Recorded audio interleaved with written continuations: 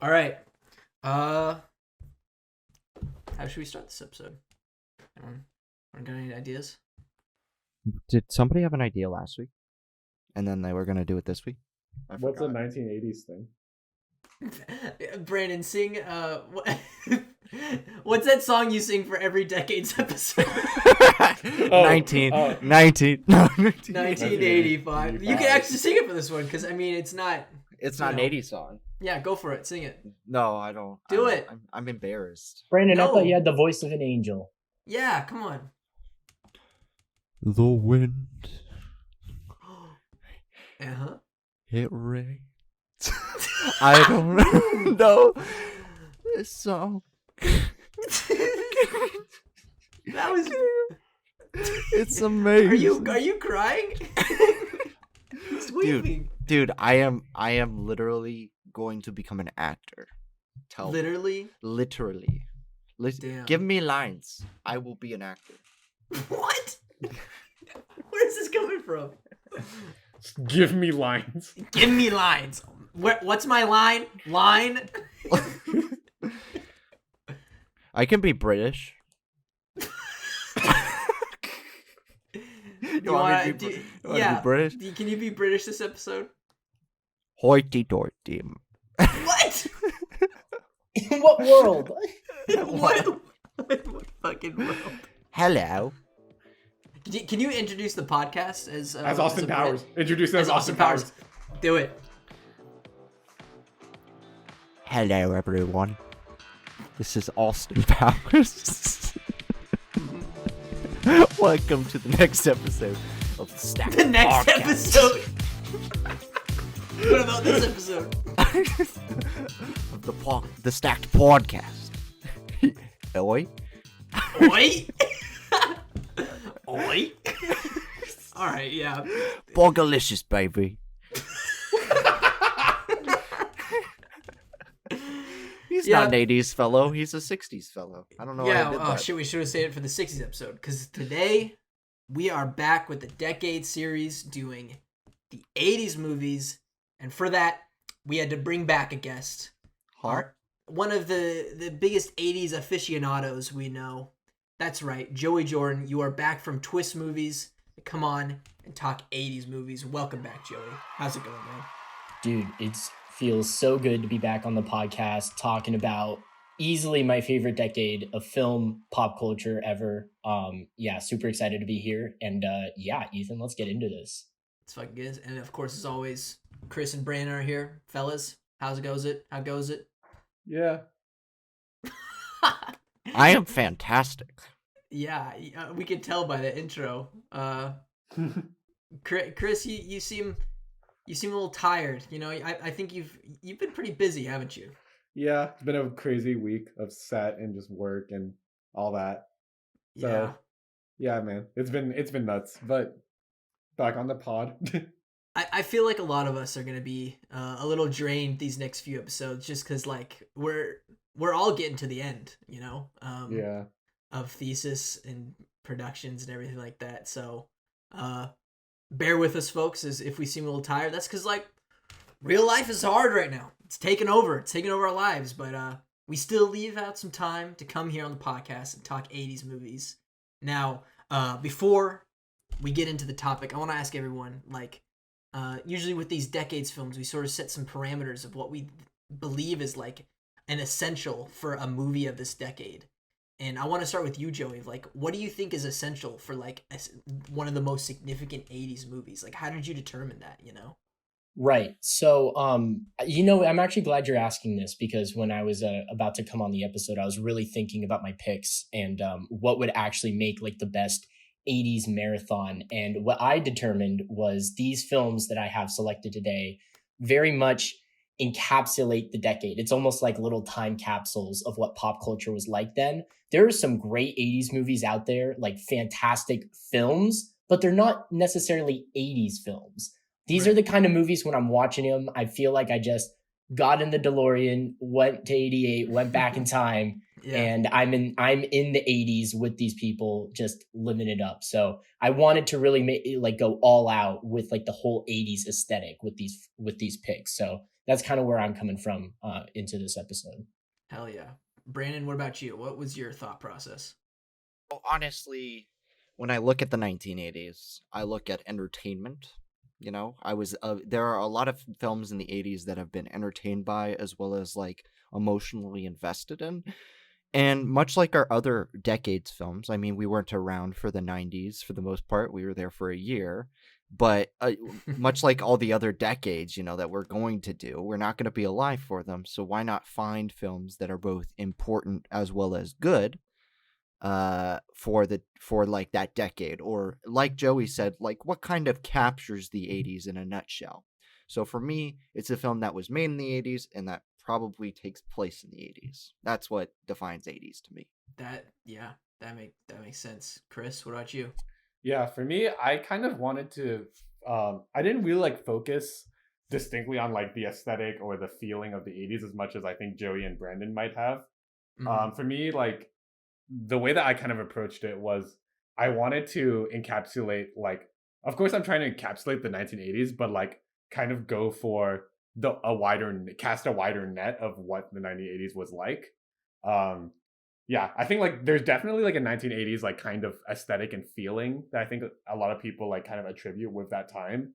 But I also wanted to while doing that, I also wanted to also like jump into what alternative aspects of the 80s that might not get as much of attention as others. Yeah. So I got a little bit more of a variety going. So that's what I'm working with. Hell yeah. And for me, I think I certainly wanted to go with genres that I think the 80s that sort of maybe peaked in the 80s for me, you know? Because I think cinema in the 80s was very genre heavy. I think and then I also wanted to get like sort of aesthetics that I associate with the 80s, and then sort of also like a mix of sort of cultural commentaries that was going on in that decade, you know. I think the patterns of this decade is since this is the first decade that none of us were alive, at least for 1 year, you know, to sort of experience. So this is a whole new territory for us of looking back, you know, and viewing a whole decade from a third-party lens. So it was interesting for me to pull my picks for that. So this is going to be a fun episode. I think the 80s is all about fun, so I think we're going to have a fun time. But before we get into the picks, of course, as always, let's get into how the show works. Once a week, we set a topic or theme and go our separate ways to construct our own 3-film stack. Then after a week, we come back here on the podcast and share our own stacks 1 film at a time. Then at the end of the show, we'll mix and match our 9 films to make the ultimate decision what quintessential 3-film stack we are checking out of this hypothetical video store. Joey, our esteemed guest, back on the podcast. How about you kick us off with your first 80s pick? Sounds good. All right, I'm going to jump right into it. My first pick for today is Fast Times at Ridgemont High from 1982. Oh. This movie is really interesting because it truly is. I was talking earlier about like a time capsule from the decade, and this film truly is the epitome of a time capsule. It takes place in a Southern California high school. Well, not all in a high school, but in the area following these high schoolers. And the interesting thing about this movie it's written by Cameron Crowe, which is a familiar name, obviously.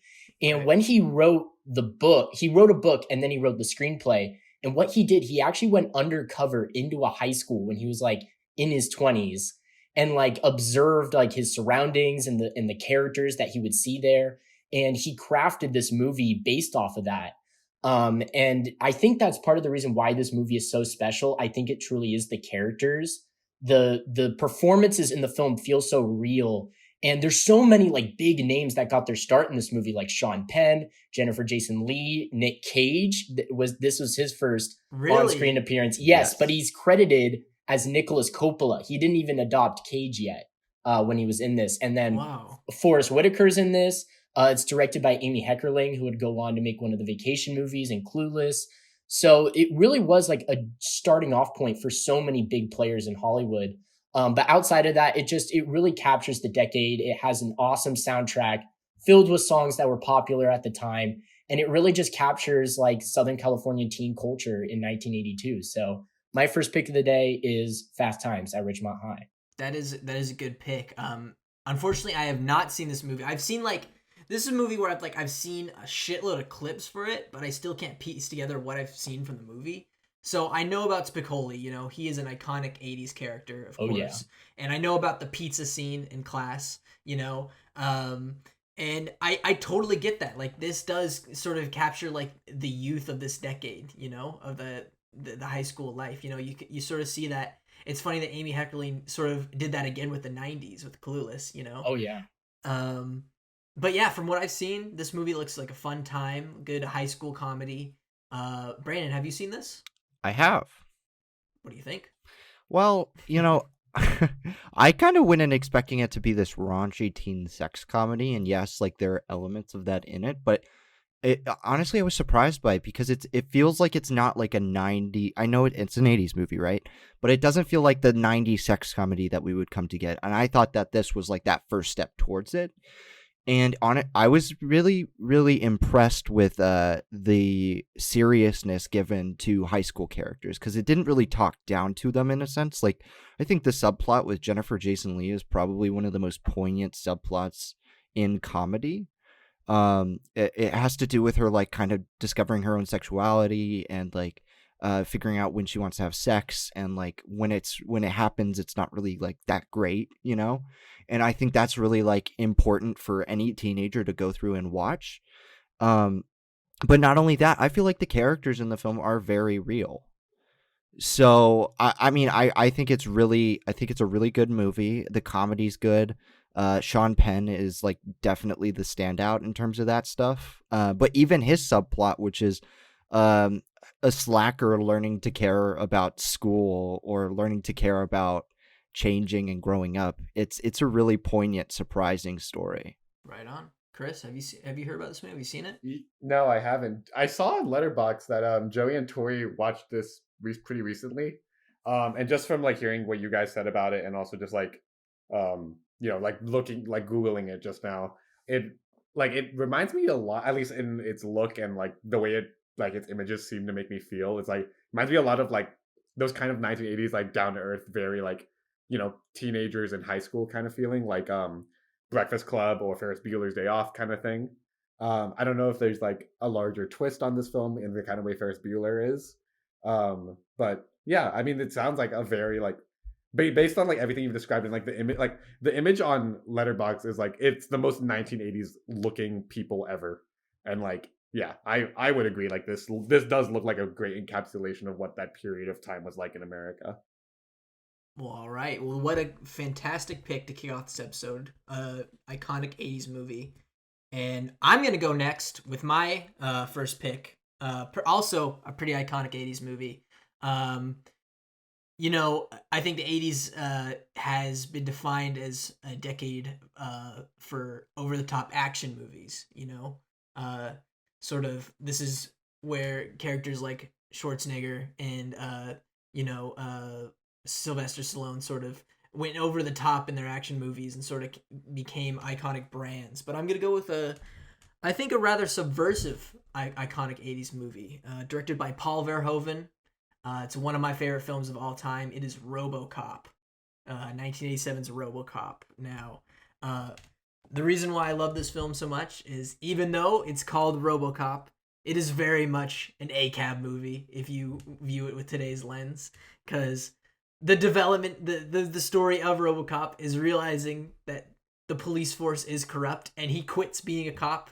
It's got a fascinating sort of commentary of sort of 80s capitalism and corporations. Sort of it depicts this dystopian Detroit where this technology corporation has basically taken over the whole city and owns the whole city, and thus is why RoboCop is created, sort of a product that becomes an officer, and it talks a lot about like an existentialist sort of narrative of RoboCop himself, Murphy, sort of figuring out who he is now because he's lost his memories and he's become more machine than man, and it's a journey trying to regain his humanity while also trying to fight something that's really is void of any humanity, which is this corporation,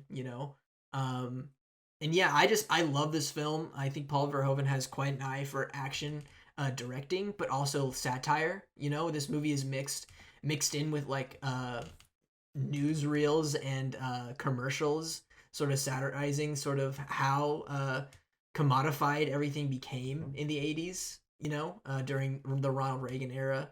Um, and yeah, it's just like it's a film that I think was a way ahead of its time. I don't know how it was received then, but I just think like Paul Verhoeven has just like with this and like Starship Troopers, he has an eye for just like creating science fiction pieces that like uh once you go back and look at them, like the text becomes more and more rich as we sort of understand what was going on in the decades they were made. So like I feel like I had to choose RoboCop for this list because it's amazing and I love it. What do you guys think of RoboCop? Prefer the second and third one. Just kidding. What? For the remake. I'm kidding. What? That's a hot take. 1-2 punch. I know I know Chris was telling the truth, but Brandon, what do you think about RoboCop? Because I know you're thinking about the second and third one. Yeah, no, they're not good. They're kind of like the antithesis to what the original RoboCop was, if you look at them. I think this is a fantastic ultra violent film. I remember seeing this at a very young age, probably too young, and really like buying into like the action element of it first. But I think the more I age, the more I take away from the film is like the excellent depiction, I think, of Peter Weller's RoboCop. You know, that character is such a tortured human being, with how he goes through life now as like a robotic cyborg of a man who lost his family, has basically lost his friendships, everything. And it's kind of a redemption story for him, or a revenge story, like baked deep. And I dig that. And I think that's really compelling to tell within a really corrupt and dangerous police force. But I also love what the film has to say about weapons companies, like private weapons companies that are contractors for either the police or the military, and how like that those things, the weapons that they sell to police officers shouldn't necessarily be on the streets, and there's a reason for it. Like, things can go wrong, there's greed involved, there's always political motive, and I think you're very much seeing that now. I mean, like with the Boston Dynamics robot dog that the New York Police Department has. I know it's not the same as the robot that they install in this film by any stretch of the imagination, but it's kind of one of those things that you can kind of say, well, RoboCop was kind of ahead of the curve in tackling and satirizing, and I really like this movie. Good pick, Chris. Yeah, I know you like the remake more than the original, which blows my mind. I would say I like them like equally. I honestly like I did not watch RoboCop like growing up or anything, so like it wasn't anything special to me growing up. And also like I will give the original RoboCop the advantage in the sense of like I think the way it uses its R-rated violence really does wonders for it, like surprisingly. Yeah. I feel like that's something I think a lot of films like this tend to shy away from, but like they really just go for the punches here, and like they don't hold back. There's this one scene I distinctly remember where like I think like I forget, but like something falls off a truck or something, and it's like chemical burns or something. Oh yeah. One guy's like the melting, body horror. basically. Oh god. And then he gets hit by the car and just gets liquefied. Yeah. RoboCop which has a lot of body horror. Yeah, it does. And like in the remake they obviously pulled the punches on that, and I wish they didn't. But you know, I will give this film points for like it's kind of like especially for its time, like kind of like how quickly it was able to like serve as like as an indictment of like corrupt police force. Yeah. Which certainly I'm sure was a problem then as much as it is now. Yeah. And yeah, so like I definitely will give it that, and like I do think it's a very well made film. I think the only reason I say that it's on par with the remake for me is because I grew up and I watched, like when I was growing up, I watched the remake and I was like, yo, this is awesome. And I watched the original and I was like, So like, but now they've kind of like reached equilibrium with me. So I'm totally chill with either of them. Hell yeah. Joey, what do you think about RoboCop? I regret to inform all of you that I have not seen RoboCop, and Really? but after hearing all of your guys' like thoughts on it, I am completely sold, and it is going to be like one of the next movies on my watch list. And it's not like I'm unfamiliar. RoboCop is truly an iconic character, and I think it's a great pick for like 80s movies because it is such an iconic character from that decade. It kind of has that kind of like cheesiness of an idea like robot cop. Like you could just imagine that the action figures sell themselves. But Ethan, it is interesting what you say, where there is actually quite a bit of social commentary regarding, police force. And I mean, I hate to say it, but like some of that is still relevant today. So this could be one of those movies where some of the themes still hold true. So I am definitely going to check out this movie ASAP. It's That's also good. it's just such a good critique on commercialism. I'm just surprised watching a movie called RoboCop and then it's like, oh, here's a deep critique of corporations, commercialism, police officers in general. Well, that's what's Not so what you- brilliant. It's like a wolf in sheep's clothing, you know? Like it advertised itself as some of the goofiest thing ever, RoboCop, you know? That just like that is the most 80s thing you've ever heard in your life, you know? Where it's just like Mhm. you can tell that someone who ever thought that was like, oh, they're just making it for like toys for kids and stuff like that, you know? But like Yeah. underneath it's actually like this dark and twisted commentary on policing and like corporations. And it's You just see, like that's what cocaine does to people. Yeah, I'm pretty sure Verhoeven did coke. Yeah, and you didn't hear it from us, but all right. So that's my first pick. Brandon, you want to go Yeah. into your first pick? Yeah, I picked a blockbuster from the 80s first. I hope Joey didn't pick it. I know it's one of his favorite movies. It's 1982's E.T. Oh, I was so close to picking this one. Yeah. Me too. It was on the edge for me for my number 3 pick, and I just had to choose E.T. I have some great memories of this film, and out of all of the blockbusters from the 1980s, that have sort of inspired like a generation of children's films and entertainment, I would have to choose E.T.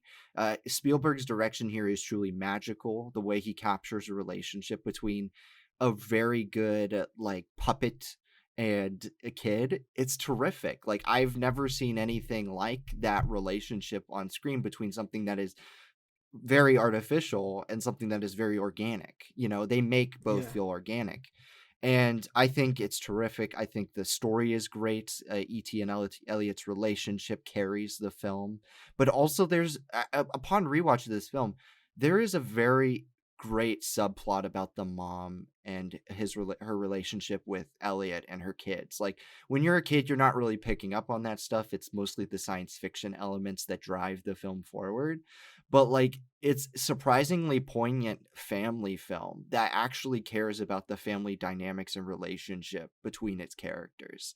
And yes, the sci-fi elements are extremely extraordinary. It is a friendship film by most means, but it is one that I think needs to be talked about, especially with the 80s. And I didn't want to go super franchisey here. I didn't want to choose like Return of the Jedi or one of the Indiana Jones films. I wanted to stick mainly in the wheelhouse of something that is original and unique, but was only like a one film thing.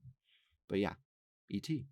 That is an amazing pick. I think we'll see. This might be the most like influential 80s movie we'll have on this episode because like you still see like the narrative of ET used to this day. I mean, for God's sake, Stranger Things season 1, like that was that relied so much on the ET narrative and stuff like that. You know, it sort of spawned like this sort of I don't know if you'd call it a motif, but like sort of like this cliche of the 80s being seen through a kid's eyes, you know? I think that might also be due because filmmakers now have nostalgia for the 80s when they're kids, and they're probably trying to implement that into their projects now, you know? And what better way to do that than to pull from E.T., one of the movies with, dare I say, probably the best child performance I've ever seen in my life from Elliot. What's his name? Is it like Henry Henry Thomas. Thomas. Henry Thomas? I mean, That audition tape that went around a few months ago is insane. Like, he's such a good actor, and I'm so surprised. Like, he hasn't really done anything after that's like, this dude could have had like a big career, but he didn't. But yeah, but he did. But he did. But and I can't do anything about that. Sorry. But yeah, I love E.T. I was if you know me, I had a big fear of. I still have a big fear. I don't know why I said had. I have a big fear of aliens, of abductions, and you would assume that I would be afraid of this movie, but I'm not. I love E.T. I think E.T. is an adorable alien, and he's my friend. And I had action figures of him as a kid. He's your friend? He's my friend. E.T. and I, we'd hang out. We're friends, He'd heal my boo-boos with his glowing finger. You should get an E.T. statue for your house. An E.T. statue? Have him hang out with Jar Jar? That would be great, honestly. I would get one. But Joey, I know E.T., one of your favorite movies of all time. What do you think? Oh my God. I could go on for hours about this movie. I tell everybody that if you ever want to see me bawl my eyes out, just put on E.T. and it'll happen. It is just, I grew up with it. I have a very special connection to E.T. because it's a favorite of my mom's, and she showed it to me at a very young age. And it was one of the first movies that really like showed me the power of cinema. And I think it's part of the reason why I'm such a Spielberg fanboy to this day. Yeah, E.T. and it's a quintessential 80s movie. I would even say like the reason I didn't pick it for this episode is like I just think it's too good for the movies that I was selecting. Like I think it's one of the greatest films of all time. And it's good that we're talking about Spielberg, because let's be real, Spielberg dominated 80s pop culture. He was the king. He kind of created 80s pop culture as we know it. Like most of the big blockbuster movies that came out throughout the decade, he had his hands in. And E.T., I mean, before Jaws and Close Encounters of the Third Kind, E.T. was the highest grossing movie of all time at that point. So this really like just cemented him as like the king of this decade. So yeah, no, absolutely. E.T. certainly belongs on this list. Really glad you brought it out. And Brandon showing us a $282 statuette of E.T. That's not bad. That's not bad at all, actually. I might pick one up myself. Compared to my Jar Jar, that is not bad at all. Oh my God. All right, Chris, what do you think about E.T.? Did you see it as a kid? Did you have nostalgia for it? Yeah, I did watch this as a kid, and it was I think it might have been my first Spielberg movie.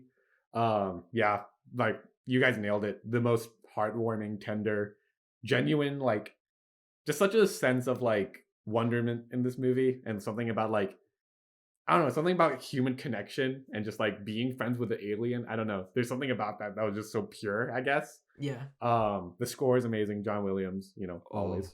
Oh yeah, it's actually my favorite score of all time. I forgot to mention that. Ooh. Yeah, of all time, that's my favorite score. It's pretty good. Oh my God. Yeah. But yeah, I mean, it's so heartwarming, so tender. I think that ending, when, spoiler alert if you haven't seen E.T., when E.T. dies, when he gets murked. He does die. That scared the shit out of me as a kid. That as someone who really struggles with saying goodbye, like, wow, like what a way to go. Rest in peace, E.T. He didn't die. It was just a prank. It was just a joke. But yeah, great movie, love it. Very 80s. Can we also give a shout out to all the really crappy like ripoffs that E.T. inspired, like Mac and Me, one of Ethan's. Ethan? What's that one that you showed us? It was mentioned on our Guilty Pleasures episode. Pod People, the best E.T. ripoff. Another reason to love this movie. It gave us so many classic, so bad it's good movies too. Shaun the Sheep, Farmageddon is That's just not E.T. a with ripoff. sheep. No, you're a liar. What? No, it's the same movie, but with sheep. Did you like it? I thought it was okay. Oh. He's really upset. I'm sorry, Brandon. Shaun the Sheep, Farmageddon was not the best. But what about Shaun the Sheep, the movie? I haven't seen that one. I'm sorry. I skipped. I'm a Shaun the Sheep part skipper. What can I say? I had to see the Oscar-nominated film. All right, enough about the Shaun the Sheep. Chris, what is your first 80s movie? Okay. Well, this might be a little bit of a weird transition from your pick, Ethan, of RoboCop, because this is Ooh. also a cop-oriented movie. It's a Bro movie Cop. from, I believe, 1985, directed by none other, and he doesn't direct very much, but he is an infamous actor, Jackie Chan himself. It is the Oh. original Police Story. Oh, Is Mhm. this damn! Super Tell Cop? us about Police Story. I've Super never Cop that seen one of comes- these. Oh yeah, Ethan. Well, you love when I quote that scene from Hot Fuzz, even though that's a sequel. Oh, When what's his name? Nick Nick Frost. When he's Super at the Cop. supermarket, he's like looking at the DVDs right before chasing. He's like, "Super cop, meet the cop that can't be stopped." But yes, okay. So this original film is directed by none other, written and directed by Jackie Chan, and he's also the starring role.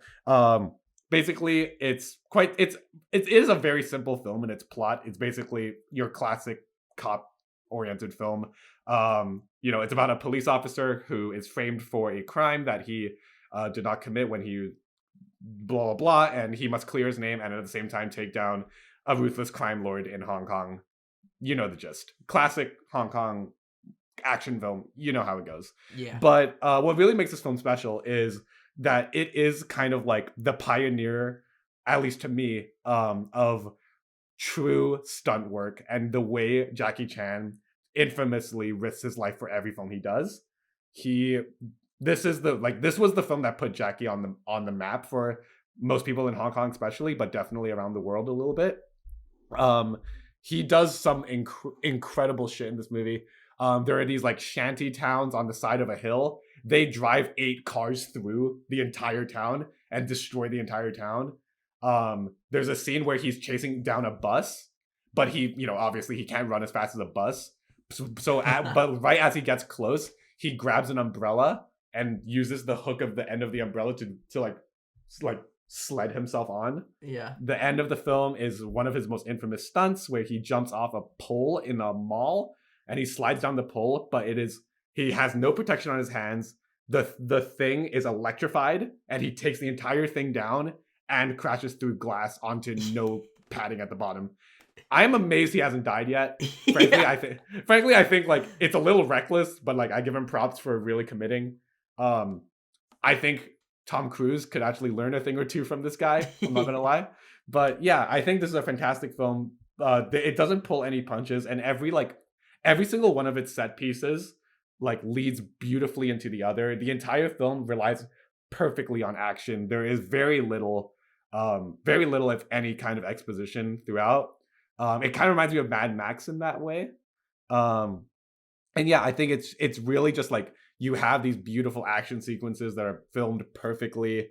The charisma felt from Jackie throughout is just wonderful. And the reason I pick it for this film, on top of it, I think just being a great film, is it really captured 1980s Hong Kong perfectly. And which, of course, is where I'm from, so that's all I know. So, yeah, 1980s Hong Kong, this really felt like an encapsulation of that kind of like post-colonial whatever spirit, I guess.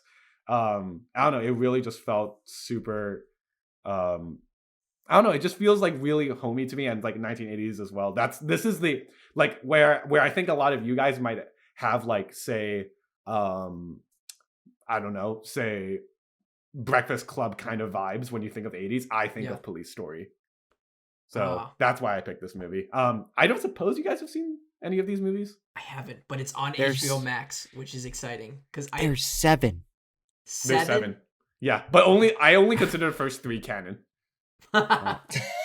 Only It's Super like Cop me with the and Police Story Terminator 1, movies, 2. where I only count the first 2. It's like me with the Air Bud movies. After the first these are all the Apollo- same franchises, all very similar. Yeah, I mean, like Air Bud 1 and 2 are canon. 3, 4, and 5, that's like Elseworld shit. Like that. Didn't happen. They changed the names of the characters for some reason. Anyway, enough about Air Bud. Yes. Yeah. Yes. That's my first. Pick. Listen, I have wanted to watch more Jackie Chan movies. I said this in our Chinese movies episode, and I still haven't done it yet because I've just been so busy to really explore films on my own. But to see this on HBO Max, I dead ass might watch this tonight because like I've seen the stunt in the mall. I didn't know it was from this movie, and you're right. Like how does this dude like? How does he have no fear like to do that? It's so destructive. There was an interview he did with Conan O'Brien, and he was talking about like Conan was asking about like your injuries and stuff and your surgeries, and then Jackie had Conan like take his fingers and put it against Jackie's head, and apparently Conan described it as like feeling a genuine concave in his head because there's a metal disc just in the middle there. He literally looks like Arnold in Terminator 2, where like he just has like a little capsule up there. What? Holy shit! Yeah, he's like shattered his skull before. Oh. It's amazing he's alive, but he's a masochist. Oh he's yeah. A masochist. Are we gonna confirm that on the podcast? He really is the embodiment of anything for the shot.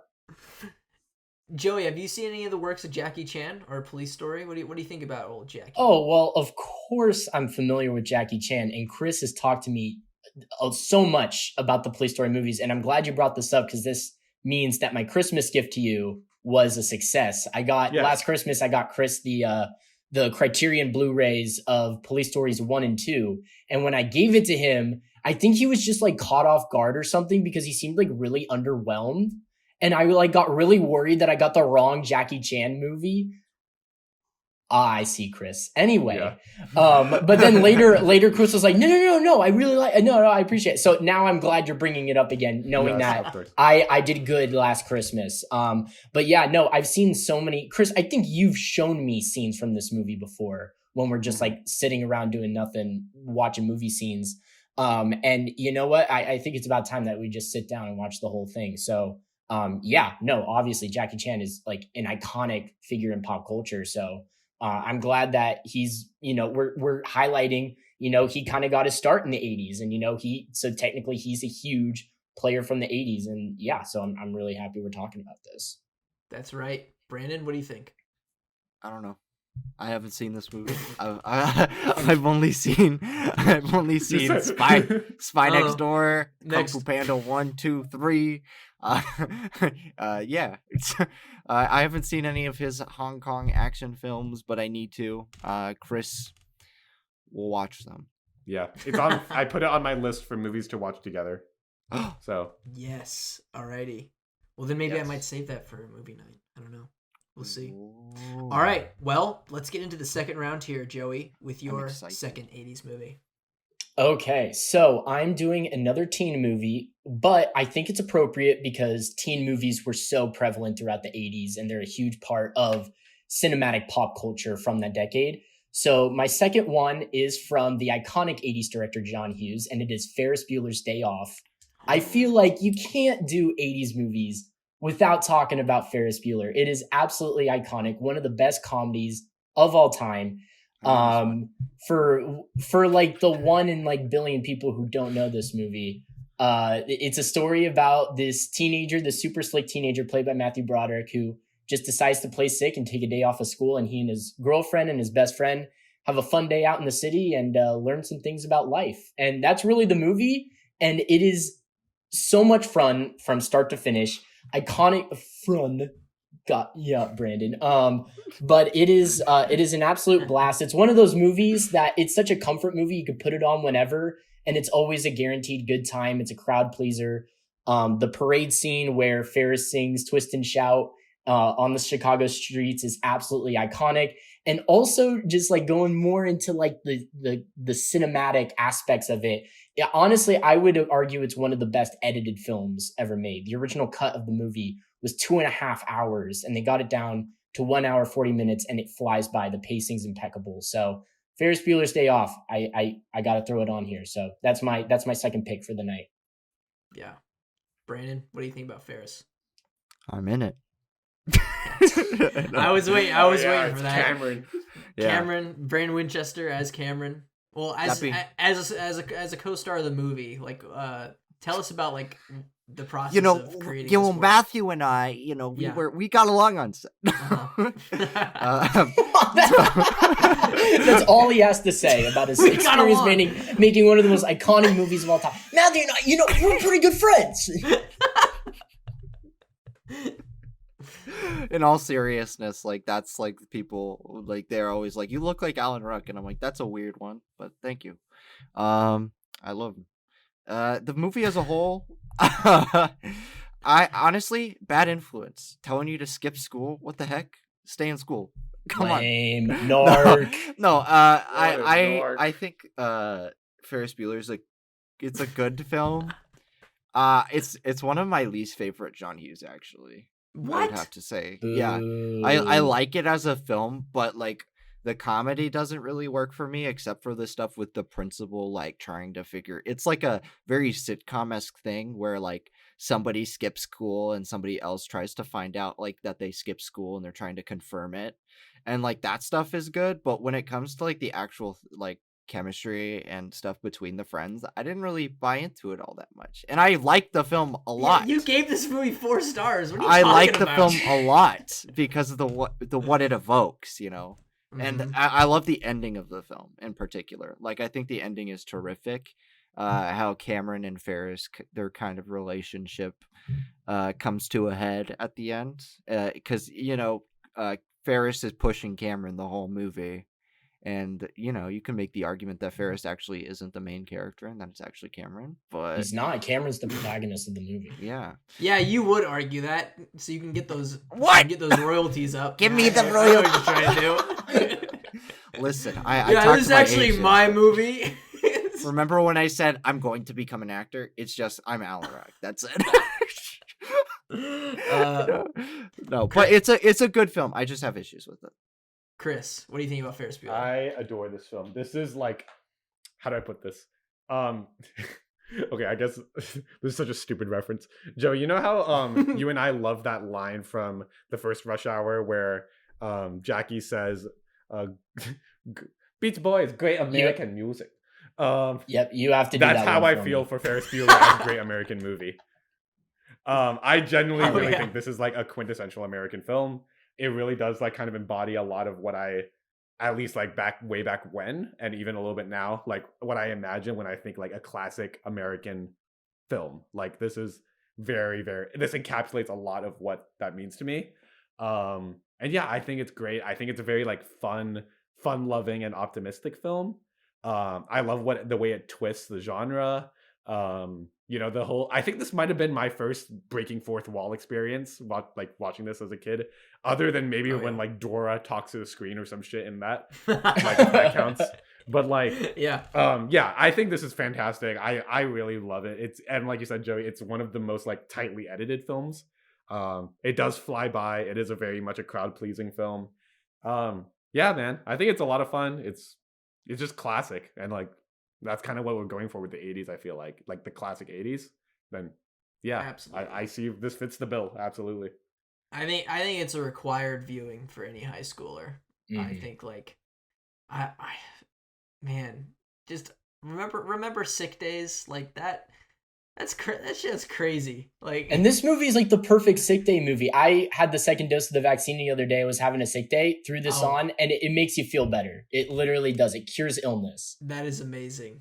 Oh, Wow. it is, because it's such a, it's, I don't know, it's like, it's such a positive film about just like living, you know, about going out there and living, and like life's too short to not skip school. It's a surprisingly you know? metaphysical film if you read it through that lens. Yeah, it's crazy. Yeah, this is a classic film. Absolutely. I think I need to give it a rewatch soon, because I remember I for some reason I have it 3.5 stars on Letterboxd. I don't know why. I think it's autofilled in close. something. That's close. That's good enough. Well, as though there's a right. Get out of here.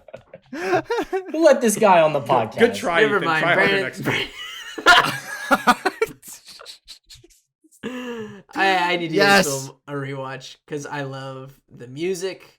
I love the boom boom. Come on, that's iconic. And the device he yeah. made that to make himself pretend that he's sleeping. And Charlie Sheen in this movie. I keep forgetting he's in this movie. As like the, Oh yeah. as like the bad boy at the police station, you know. And it's just, I don't know, just everything just works, you know. John Hughes is such a good writer. He's such a good writer. Did he write this? Yes. Okay, good. And he's a good director. And the editing is great, you know? One of my favorite cuts is the cut to them driving the car. The two valets, and they're with the Star Wars with the music. Star Wars taking it Oh off. my, Come it's on. so good. It's so great.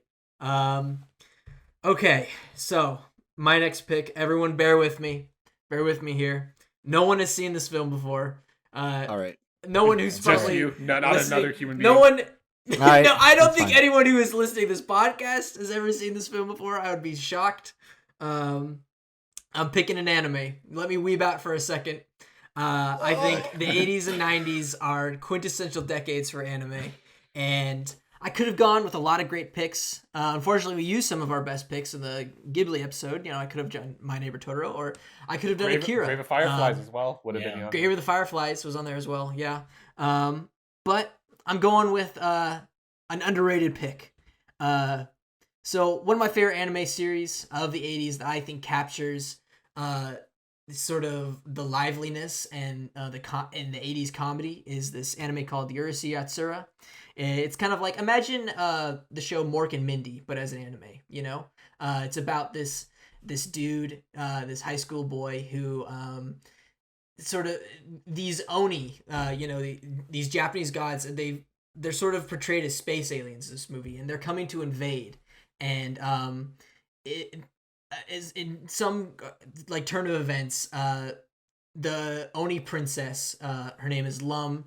She falls in love with our main character, Ataru, and it's this whole the series takes place about him like pulling all these shenanigans, trying to get away from her, and her learning about Earth culture and stuff like that. It's a fun show, but I'm not talking about the show. I'm talking about the movie, which was supposed to be the finale to the series, called Urusei Yatsura 4: Lum the Forever.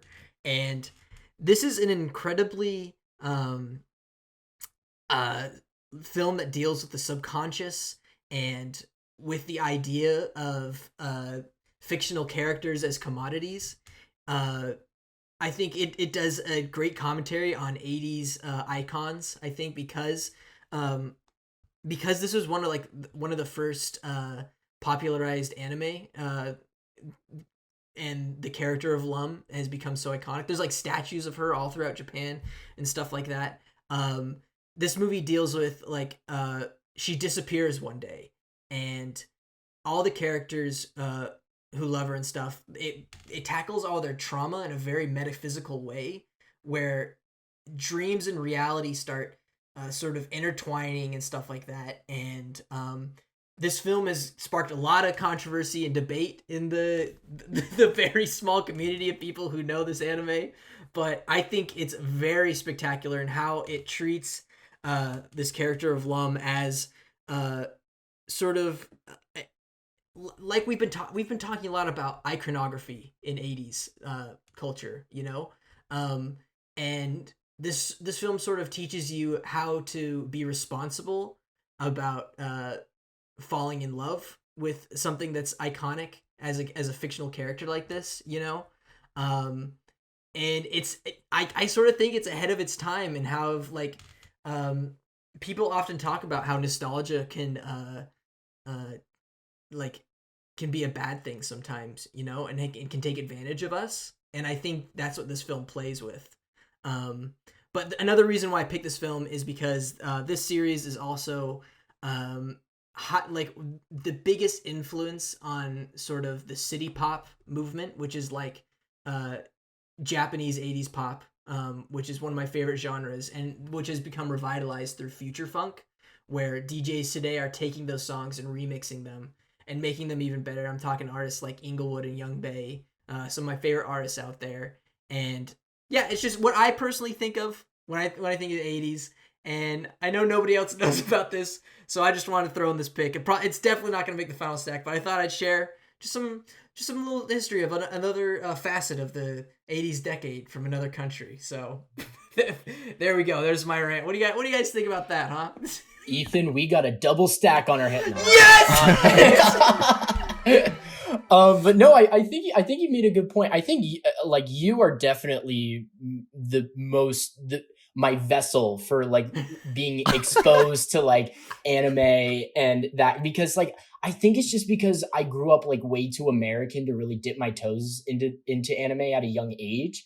So now like as an adult, I'm struggling to like put that into my watch list, and I have reached out to you and asked for recommendations. You gave me Totoro and Princess Mononoke as a double feature, which was a mind-blowing viewing, both of those movies back to back, let me just say. And then I also watched a bit of Eva as well. And definitely like just like the artwork of like anime from the 80s, because I have seen Akira, and like even though the artwork is still beautiful today in the films being made, something about like you can tell that computers aren't as involved in the artwork from the 80s, and you could tell that there was like a person with like a pen who like drew that image, and there's just something so visceral about like old school anime. So like I'm really gonna have to dip my toes more into the genre, and especially to some of those classic titles like this one you just mentioned from the time. So yeah, that's. I mean, I wish I could have more to say, but no, I'm gonna have to check it out sometime. I didn't expect anyone to sort of have a discussion with me on this film because literally nobody knows this film. But I think you do bring up a good point about sort of like, I think about like sort of the penmanship in classic anime, sort of similar to how we feel about like when we see like grain on like actual film. You know, there's something, I don't know, there's something rather comforting about it. You know, where it's just like, it just feels like all the more personalized when you know like someone actually put a pen to like a celluloid and drew this, and you can say that for any animation before like the digital era. You know, it's just like there's a personalized touch to it, and I get that from anime because I did grow up with it when I was a kid because my cousins and everything like that, like we watched Pokemon and stuff like that and Ghibli's films, but yeah, Brandon, you're getting a little versed in anime. What do you think about anime in the 80s? You don't really have to talk about this film.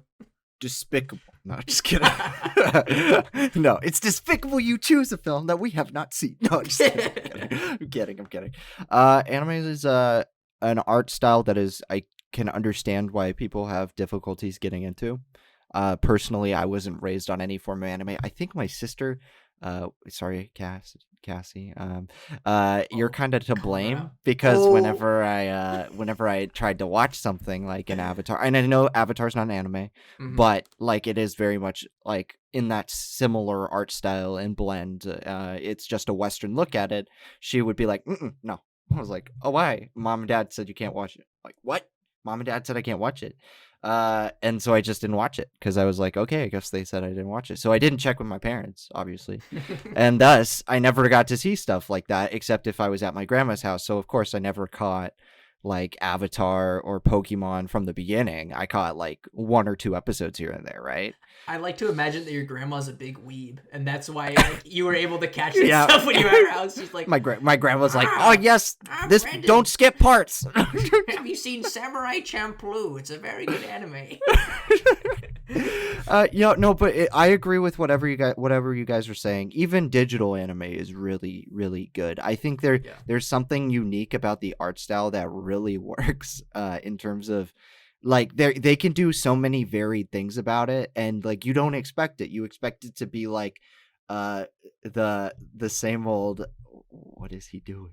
He's pulling you. He's hiding behind his I expect it to be always this shonen like childlike anime that is like kind of pervasive in youth pop culture, but there's so much more than that in anime, and you gotta dig to find what you like. Yeah, but yeah, it's difficult. It's like finding an anime that speaks to you is like it's like going into a comic book store and trying to find a place to start, you know? It's really overwhelming. Coming from a person who doesn't know much about anime, that's part of the reason why I struggle to get into it. It feels so overwhelming. I don't know where to begin. Don't watch Dragon Ball One Piece. They're like 900 episodes. You know, don't start there. Don't go down that rabbit hole. Yeah. Chris, yes. I know you're pretty well versed in anime. So what do you think about it in anime in the 80s? Well, as the only person here who has completed Dragon Ball, he got on the train early. I'm not saying it's it's bad. Oh, okay, you didn't say anything. The fucking backpedaling on that was. Listen, I don't know if it was necessary, but Chris is just saying you've seen Dragon Ball. You didn't need to backpedal at Yeah. I'm watching 800 episodes of Doctor Who. I'm sorry. Like You I enjoy jumped on- your British television, okay? I'll watch my anime. Yeah. Oh, I'm Go gonna have my enjoy tea your and biscuits and go watch your crumpets, you BBC I like my original, tea and alright? crumpets when I watch the Doctor defeat the Daleks. All right, but yeah, I don't know what else to say beyond like, I mean, anime's always been like a really fascinating art form. I've always kind of found like animation to kind of be in its own weird way, at least in its craft, very distinct from like traditional film. Yeah. Even though the medium itself is quite similar. But yeah, I definitely think this is it's a medium that I think lends very well to being quite expressive. As you would see with films like Akira, or as you guys know, my favorite anime film is Your Name. Like just it's all like, I think a lot of the art style of anime and kind of like that kind of embodied culture that it has is very much about self-expression. And like you said, Ethan, this film does sound like it's quite a metaphysical and heavy existentialist film. So I feel like that this kind of medium, it lends really well to that. So I mean, that's what you guys say about Eva, and yeah, It is. No, that's a really good point. I think there's an interesting like discussion to be had about like what is really like valued in Western versus Eastern animation. I feel like in the West, like sort of detail in Movement. animation is focused more on like physicalities and like movement and stuff like that, where like animators try to make character movements and stuff like be as fluid and like believable and realistic as not realistic, I would say, like just as like visually pleasing as possible. Whereas I feel like anime sort of goes into like sort of implementing like more emotional I don't know what you call emotional like reactions, I guess, and stuff into their animations. I don't know. I'm still trying to figure this stuff out. I think there's something terrific about the second episode of Eva, and since it's like an early anime television show, I thought I'd bring it up. Yeah. Like, whereas like like you said, Ethan, Western anime is all about like the movement and energy. I feel like, or not animation, but Eastern anime, which is animation. I feel like they're more focused on like storytelling in the image. There's this shot in the second episode where Shinji is welcomed into his new home by Misato, and I every time I see the shot, I'm like, oh, no other animation would do that. And it's just him stepping into like the house, but because of what it's conveying via this shot, I dig it. You would never see that in a Western anime or animation. Right. Fuck. Well, Joey, I don't know if you anticipated this long discussion on anime for your episode. I'm sorry. I know. One day I'll be able to partake. One day. I'm sorry, but let's move on, Brandon, to your second 80s pick. Okay. You were just talking like 5 seconds ago. How did you get so distracted that quickly? Oh. I decided to go with the cult classic for my next pick.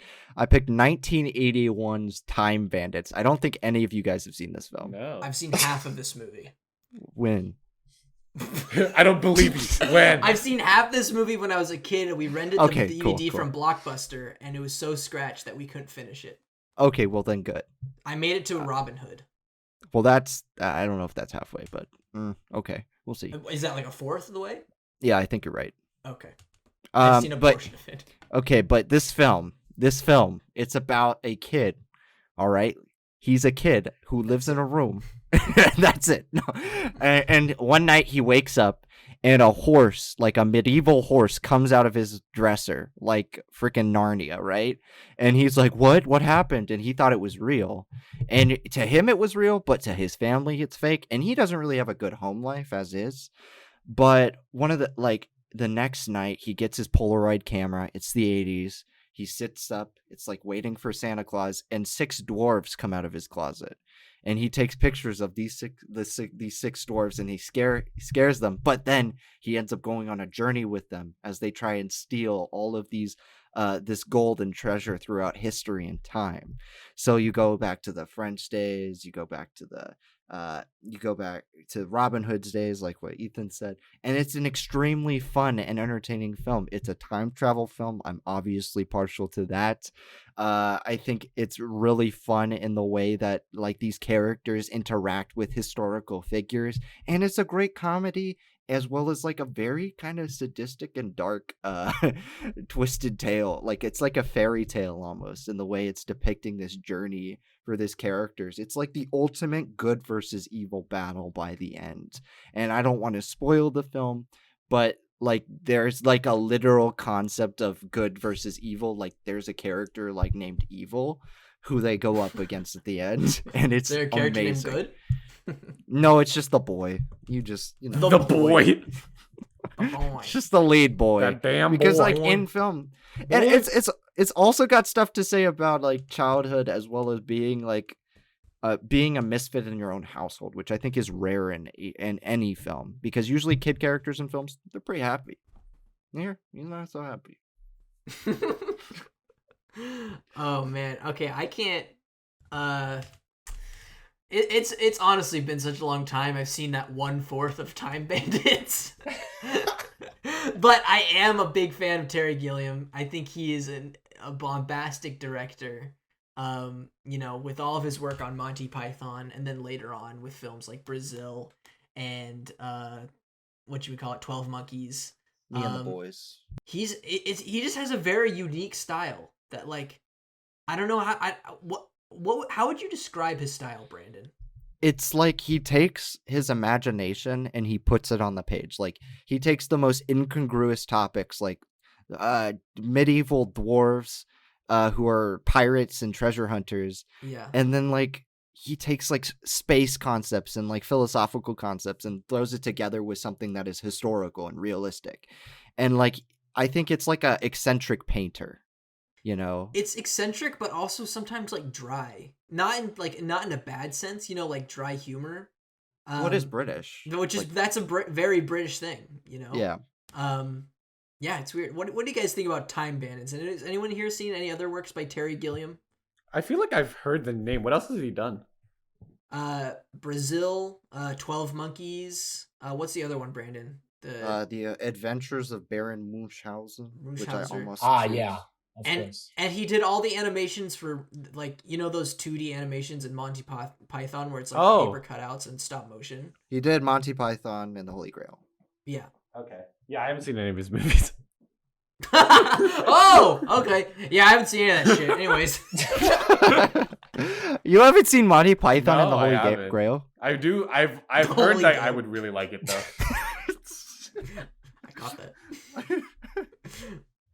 Yeah, that's a. I want to revisit Holy Grail. Let's talk about another movie. Let's talk about Monty Python and the Holy Grail. No. Joey, what do you think about Terry Gilliam? I don't know, but like going back to Time Bandits. Yeah, what do you got my Time relationship with Time Bandits begins and ends with the value section of DVDs at the grocery store when I was a kid. And I remember the DVD vividly because it said Time Bandits. And you know how on DVD covers they put like a quote from a critic to kind of like entice viewers into wanting to check the movie out? Their big quote was 3 out of 4 stars. Which, if you think about it, it's just kind of saying it's pretty good. You know, like they couldn't find like any other keywords to throw up there. It's just 3 out of 4. You know, hey, it's pretty good. You know, check it out. You know, I don't know what you got going on, but so yeah, that's really my only impression of Time Bandits. I'm very surprised that there's trolls, dwarves. Who's Dwarves. They're dwarves. Yeah, I would not have seen that coming. I thought it was a pirate movie. They're great. They go on the Titanic. Wow. Before James Cameron. Yeah, before James Cameron. Coward. It's weird to think about that. Like the Titanic actually happened, and it was like a thing before that movie. Did you guys see that? Think about that. Did you guys see how like people on Twitter were like, "Wait, it was real"? No. Like they didn't realize that the Titanic actually sank. happened. Yeah, they thought that it was just a movie. Oh, no. It's real. Boom. All right, Oh, Time that was Bandits. Chris, let's Yeah. go into your second pick. All right. Well, I'm gonna pick. I'm gonna go with this one. It's a movie from 1989. We've actually all seen this movie, and you guys were all there the first time I saw it. All of you had seen it before. Ethan, we saw it at Old Snet House. A movie directed by Communion. Stephen Herrick. It is Bill and Ted's Excellent Adventure. Yeah. Excellent. Another time travel movie. Tell us about it, 80s, Chris. 80s were time travel heavy, huh? Yeah. Mhm. Yeah. Okay. Bill and Ted's Excellent Adventure is a story about two best friends played by Alex Winter. Alex Winter and Keanu Reeves. And yeah, there are these two like stoner idiots who are given the ability to time travel, and they go through like the craziest like twist and turn story about them like going back in time and meeting historical figures and bringing them together to. I'll be honest, I don't remember much else beyond that. Finish their history report. For their history report. For their history report. They didn't need to save the world. They were saving their grades, man. Not yet. Not yet. In the Not yet. franchise. Yeah. You know, But yes, they needed to finish the up greatest their song in the history world report. hasn't come yet. And it's so great. Who did they get on their crew? They get Socrates, or as they call him, Socrates. Socrates. You Socrates. had Joan of Arc. They have Joan of Joan of Arc. Arc, Billy the Billy Kid. and is there one more? There's many There's a more. lot. Abraham Yeah, Lincoln. Oh, There's yeah, that's Freud. Napoleon. Sigmund Freud. And who's the guy? Do they get Genghis Khan? Who is Yeah. that? They get Genghis Khan. Something, yeah. And I remember just having a really fun time with this movie. Mozart. I think like it's a perfect movie to like gather around with friends and just kind of laugh at. Whether it's something as like quote unquote highbrow humor with like how like Socrates is like spitting philosophy and like they're kind of interpreting and misinterpreting everything. But then there's also like the dumb lowest of lowbrow comedy where like it's like, if you were really us, what number am I thinking of? 69, dudes. And it's like, whoa. And yeah, I don't know. Something about that is just like, it's just so great. I think it's so much fun. I remember we watched this, and then right after we saw the release of Bill and Ted 3, which was one of my favorite movies from last year. Yeah, it's just a breath of fresh air of a movie. I think it's just really fun, and it does kind of encapsulate that 1980s kind of funky vibe to it. I love the I forget when exactly this happens, but there's a scene where like they're transported into this kind of like, not really a dimension, but like another, like it looks like a council chamber or something, and there's a bunch of people there. Like they kind It's of, the future. yeah, the future, and then like they play like amazing music for some reason. It's really good, and yeah, I don't know. I think it's a lot of fun. It's really great. And I don't know. What do you guys think of Bill and Ted's Excellent Adventure? Excellent. It's good. I did my senior history report in high school on this movie. Did you go back in time? think I'm and joking? Socrates? Yeah, I did. Wow. No, it's based on a true story, actually. No, Like we Titanic. we had to rewrite the Constitution with language from another movie, and I was like, you know what would be great? Liberty and Me justice rewriting for it with- 69 dudes. And I got one of the highest grades in my class. I think my professor just what I catered to 80s nostalgia he might have had, but I think it's a great movie, terrific humor. It hits the highbrow and the lowbrow perfectly. Like I love movies that can balance their dumb humor with their smart humor, and this film does it especially well. And I'm a big historical movie fan, so the jokes about Socrates and Freud are terrific. And the way I've always loved the idea, what if historical figures could see today? Like, I love that idea. And Yeah. the way we get to actually see that play out with the movie, with like them interacting in the mall or Napoleon at the Waterloo theme park. It's excellent. Like and also poignant story with Bill and Ted like passing their final in the end. It's terrific. Yeah, it's another movie like Ferris Bueller's Day Off, where it's just like it's a celebratory film about just being positive and just like living free, you know. Bill and Ted, like as simple as they are, like they're crazy good role models to like do a good positivist outlook on life, you know. And I think it's good that they had a movie that came out last year, and I feel like it was in a time where we needed these two dudes most to be excellent to each other and party on, you know. Yeah, this movie's a blast to watch. And it's a blast to watch with friends. I remember we all got together to watch it, with some drinks and stuff like that, and some pizza, and it was just a wholesome time, you know. And it's a definition of 80s fun, and I can't recommend it enough. Joey, what do you think about Bill and Ted? Yeah, man. I mean, just to echo everybody, like, I don't know what else there is to add, but I will say that the last time I watched Bill and Ted, the original from 1989, like, I think my Letterboxd review was literally just, this movie cannot exist outside of the 80s, and that's why I love it so much. Yeah. So that's why I think it's like a perfect 80s movie. And like you say, Ethan, it's the perfect movie to just throw on with some friends and have fun with. And yeah, I am glad that they did like the sequel this past year, and I really enjoyed that as well. Super lovable characters, and they really like captured that kind of MTV vibe that was like rampant during that time period. So I think it's a great 80s movie. Yeah, I love this pick, Chris. That's true. Yeah. That's true. One more thing. Yeah. Doctor Who inspired this film. The phone booth. Police Dude, no box. way. Are you serious? Yeah. Wait, Brett, are you kidding me right now? Actually, You're so that's awesome. Bill and Ted inspired Doctor That's so Who. cool. They went back in time and they I'm gave gonna them idea because it's time travel. So Throws a baseball at my computer, breaks the camera. No. joke's on you. All right, let's get into the final round here. Joey, why don't you introduce us to your last 80s pick? Okay, so for my last pick, I wanted to do a slasher because slashers are just such an integral part of the 80s. And there's two franchises in particular that kind of ruled the decade. And I was having trouble deciding which one I want to go with.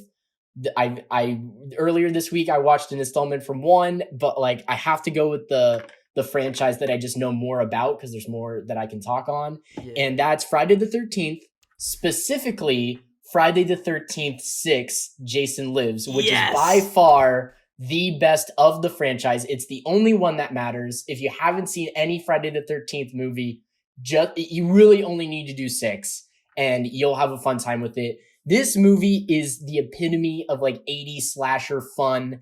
It truly feels like going into a haunted house on Halloween, just like the gore and like the 80s like music and the grit to it. And the funny thing about this movie is that it's one in the franchise that kind of took a step back and was like, okay, this franchise is absolutely ridiculous. Let's just go ahead and have fun with it. So there's all these like tongue-in-cheek jokes, kind of like this meta humor going on in it. But at the end of the day, it's just like a really fun, like cheesy horror movie that I think is perfect for the spooky season. But honestly, you could throw it on any time of year and have a good time with it. Written and directed by Tom McLaughlin, the genius, Our boy. that some of us here had the pleasure of being students of. I never got to take a class with him, but I have worked with him before. Super chill guy, and he actually wants to continue the franchise. So Paramount, TriStar, whoever owns Friday the 13th, just give this guy the franchise. He knows what to do with it. He knows how to make it fun. But yeah, Jason Lives is my final pick for 80s movies. Hell yes. I brought this movie up on the best sequels better than the originals because like it didn't make it to the final stack, but it's just like this is the definitive Friday the 13th movie. Like I haven't seen I've only seen the first one, but I know like from my knowledge of the franchise, I'm like I don't think there's any more that I really need to see. Oh wait, I saw the reboot with you guys. Great credit song, by the way. Yeah, Mambo number 5. Check out the director's cut, guys. Too bad it's not on Wikipedia anymore. Anyways, yeah, this is just like, it literally does capture everything that people think about Friday the 13th, but that all the movies, like, I assume fail to do, you know? But it puts it all into one movie. Like, you got the Camp Crystal Lake. You got the Jason Voorhees, you know? Not the not the mom from the first movie. And you got such great kills that, like, are both like parodies, but also like are legitimately good kills in the slasher franchise. Like I have spoken before that I am not really a fan of the slasher franchise and these big series from the 80s, but like this one helped me get it because like I knew this one wasn't taking itself seriously, you know, and having a good time and just like celebrating this franchise really with Jason Lives. Brandon, you're falling asleep at the microphone, buddy. What's up? What are you doing? This is the second best Friday the 13th movie. No. What? You're wrong. No. What's the other one? Friday the 13th Part 3 in 3D. No. In 3D. It's so fun. That movie is so great. I think that film and this film kind of know what they are at this point. I have problems with like the first two. Like I remember hearing about the Friday the 13th franchise, like pinnacle of slasher cinema. And I watched it and I was like, yeah, they're not that great, to be honest. Like they're all like just fine movies, you know. They're not like great slasher movies by any stretch of the imagination. They're just fine. And I like Jason Lives. I think it knows what it is as well. The kills in it are fantastic, and they make no sense, which is perfect for what the franchise has come to be known as.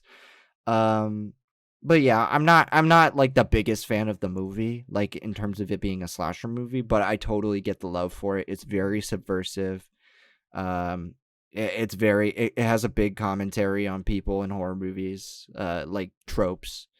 And I can get behind it. It's just like it's not my favorite of them. Chris? Yeah, I mean, I've seen all of the Friday the 13th movies. Frankly, they are kind of like, to me, they are personally like low tier slasher. That's just me though.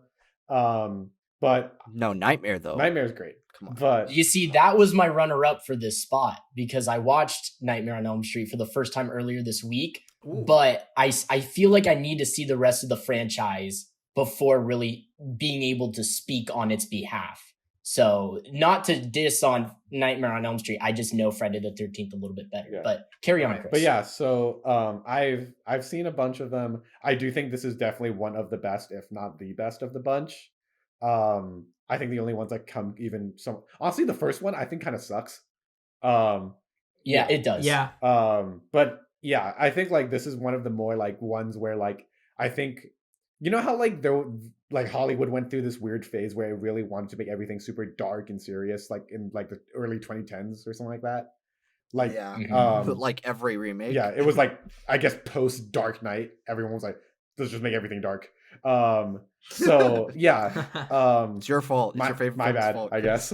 Thanks, Nolan. But yeah, I think like this is one of the ones where they really found a nice balance between the fun levels of like the horror genre and just like, you know, really honing into like, you know, the terror that is Jason and how intimidating he is. And of course, you know, guy in a hockey mask with a machete, like that's pretty scary. But one thing they do also hone into is the fun of it. I think they do a great job of like not taking itself seriously enough that you can buy into it, but not taking it too seriously that you're just bored. And I think like they do a great job with balancing that. McLaughlin obviously is one of the better directors of the ones that I think they brought on to lead the series. One small tie I have to this series is that my cinematography professor, Bill Dill ASC, is the cinematographer for the film following this one. Jason Goes to Hell. Actually, it comes two films. Two films after this, right? Bill Dill did that. I know. Yeah. That's so crazy. He always talks about it in class. By the way, Bill, I doubt you're listening to this, but please don't fail me. He gave me some notes on BuddyBot recently, so I hope he likes me. But yeah, it's a perfectly fun movie. I really enjoy it, and yeah, I think this was great. I remember you showed this, Joey. I think you showed this to us way back ago. Yeah, and it's fun. Yeah, I couldn't recommend it. I could not recommend it. I couldn't recommend it. I can't bring myself to I can't do it. I just can't do it. I can't do it. All right, excellent pick. I think this might be my favorite of the major slasher films, so I'm a fan.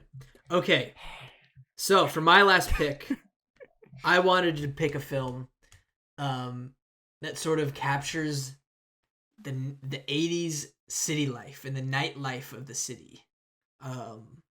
This was a film recommended to me by our special guest Joey, and it turned out to be not only a fantastic film, but my favorite film of this director's filmography, that is Martin Scorsese's After Hours. Fuck yes. Woo! I knew nothing about this film going in. Joey just recommended it to me. He's like, you should watch it. And I'm like, all right, I got nothing to do tonight. I'm going to watch it. So I watched it with my parents. And it is enthralling. It is like, through its pacing and it's the screenwriting of where it takes you and all these twists and turns, it is an absolute blast to watch this dude just survive the night, you know? It's hard to like explain what this film is. I guess like this dude goes on a date with a girl at night and then shit happens.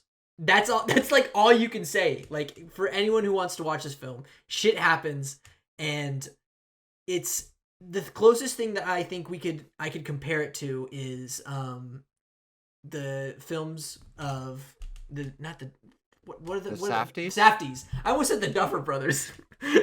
Some brothers.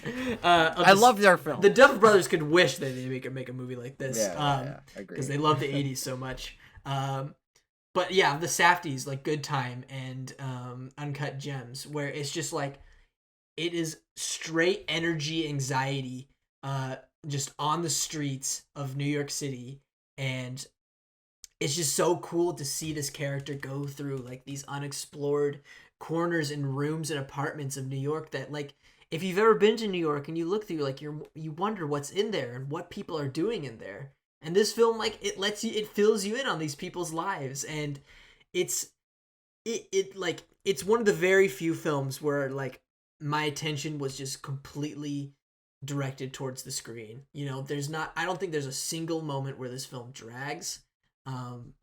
And the performances are great and unconventional. Like, I think like the biggest name in this film is Catherine O'Hara, you know, and she plays a very small minor part. role, you know, Yeah. and it's so great to see just such a unique film like that. And it just reminds me of the 80s due to like the way Scorsese is able to capture the lighting and sort of the culture of New York City life during the 80s. It's such a fascinating film and such a fun time.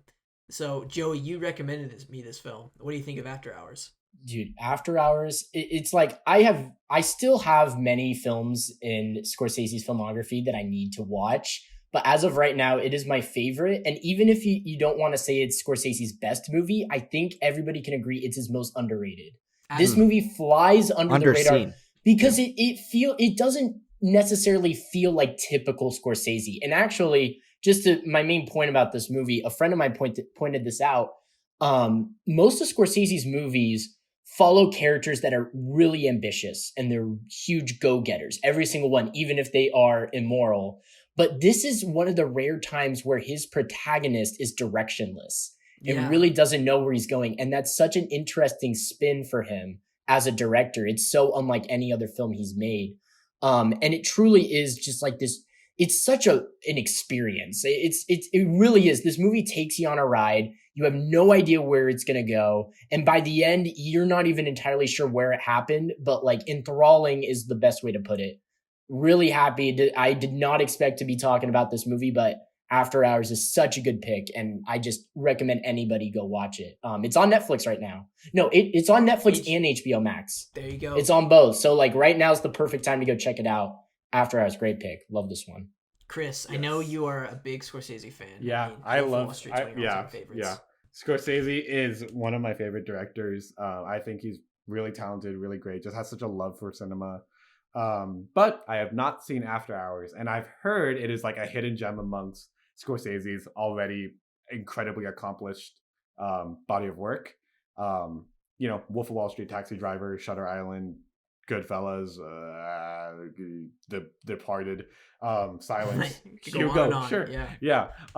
There's a lot to love in Scorsese's works, and I'm surprised that After Hours has like it slipped under the radar. It's for me, evidently, but I think like based on everything you guys have said, like it's been a long time coming for me to see this movie, and like there's this movie that's kind of similar to this. It's like But it's like instead of like Miracle Mile. Yeah, Miracle Mile. Or like yeah, because we watched that one together. Yeah. They're very similar films. Yeah. I was gonna bring that up, but Sorry. Sorry, I beat you to it, fucker.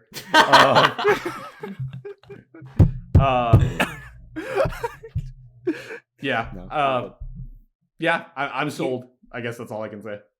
Hell yeah. I would rewatch it for a movie night, honestly. Even if Oh, I yeah. haven't seen it, just for Chris's reaction. just for Chris, yeah. And Jack, you know. Oh yeah. Anybody really? Yeah. I want everybody to see this movie. Hey, if you're listening, come on over. Yeah, come on over. Right now. We're gonna watch After Hours. Everybody's Let's do invited. it. Yeah, gotta be vaccinated, but you can come over. Yeah, it's a good Brandon, film. Yeah.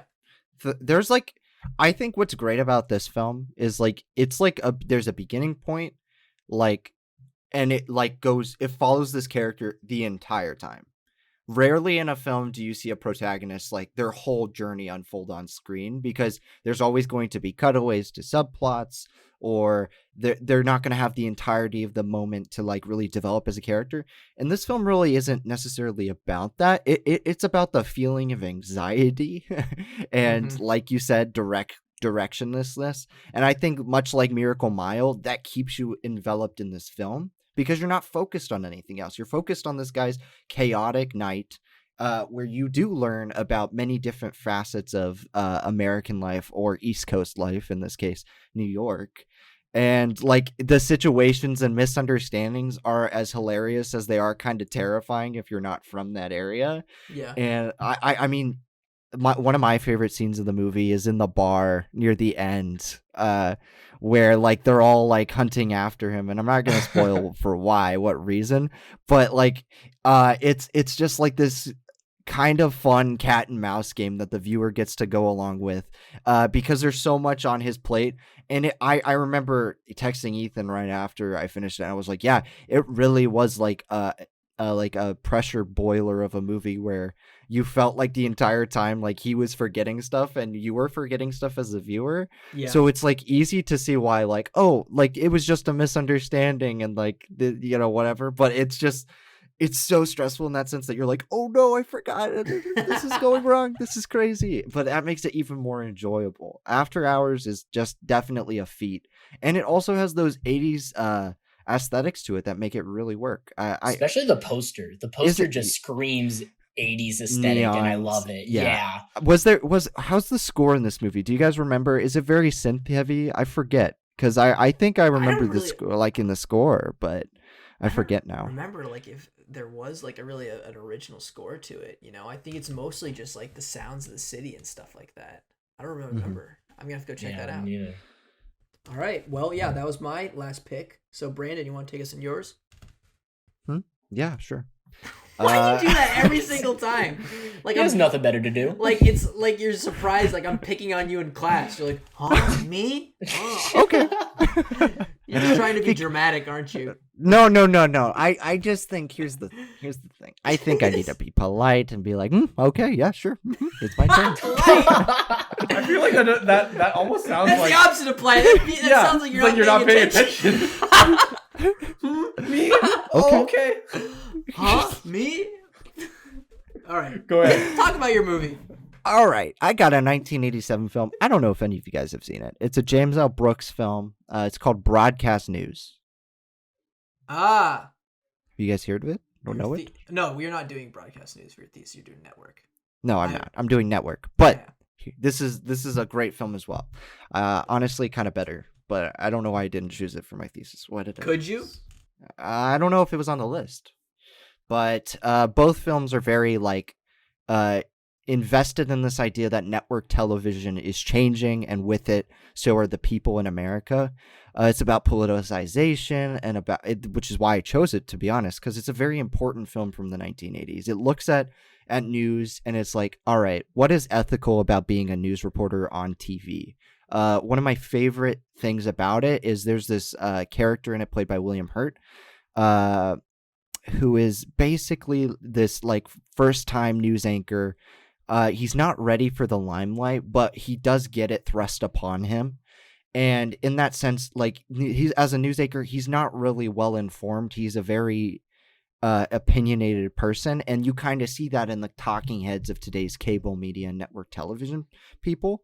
Like, you see them on the news talking about their opinions or talking about what they think rather than what the facts are saying. And he's very much like that, and that is very much seen in the way he goes about reporting a story later in the film, and which is ethically incorrect, essentially. What he does is he tries to doctor a story like a film, where he doesn't get an authentic reaction, or he essentially, they are pointing a camera at a source and he says something and the guy's like, wait, turn the camera on me.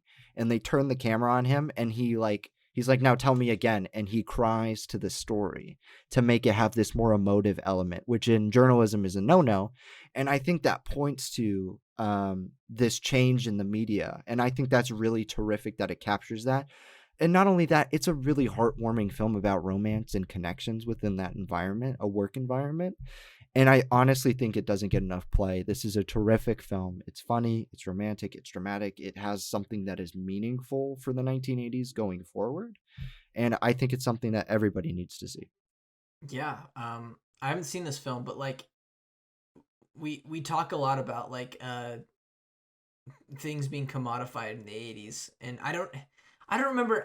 It's been a while since we did television history, but wasn't there like some sort of mandate where like people had to like be